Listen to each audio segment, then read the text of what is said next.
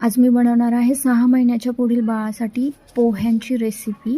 तर सगळ्यात आधी मी पोहे घेतले होते, ते मी स्वच्छ धुवून घेतले। 3 वेळा स्वच्छ पाण्याने धुवून घ्यायचे। त्यानंतर ते पोहे थोड्या वेळ भिजू घालायचे आणि सोबतच मी कढई ठेवली आहे। कढई तापल्यानंतर मी त्यामध्ये तूप टाकलं आहे। हे गावरान तूप आहे, त्याचे 2-4 थेंब टाकायचे। जसं तुमचं बाळाला आवडेल त्याप्रमाणे तूप ॲड करायचं। त्यामध्ये मी टाकलं आहे कढीपत्ता। कढीपत्त्याची 4 पाने टाकलीत मी फ्लेवरसाठी। त्यानंतर मी ॲड केलं आहे मोहरी।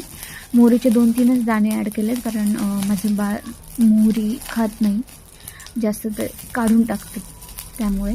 त्यानंतर मी ॲड केलं आहे जिऱ्याची पावडर आणि मग मी ॲड केलं हळद।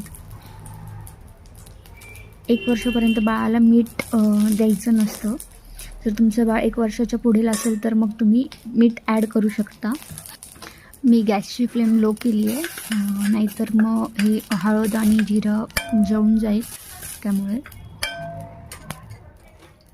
आता मी यामध्ये ॲड करते भिजू घातलेले पोहे। त्याचं पाणी वेगळं केलं आहे आणि ते भिजू घातलेले पोहे आता मी याच्यामध्ये टाकते।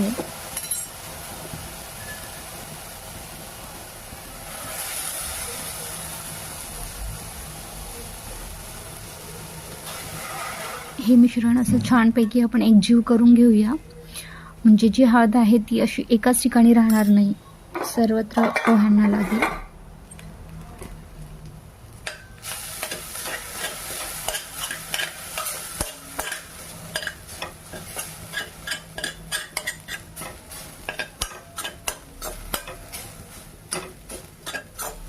हे मिश्रण छानपैकी असं एकजीव झालेलं आहे।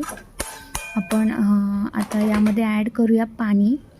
मी पाण्याचं प्रमाण घेतलं, जेवढे पोहे घेतले होते त्यापेक्षा थोडंसं जास्त मी पाणी घेतलं आहे, कारण पाणी जास्त असेल तर पोहे जास्त मऊ होतील यामुळे।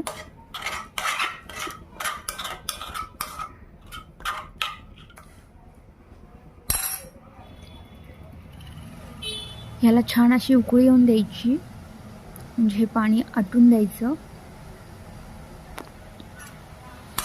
पोहे खाली लागू नये म्हणून सारखं हलवत राहायचं, नाही तर पोहे खाली लागतील।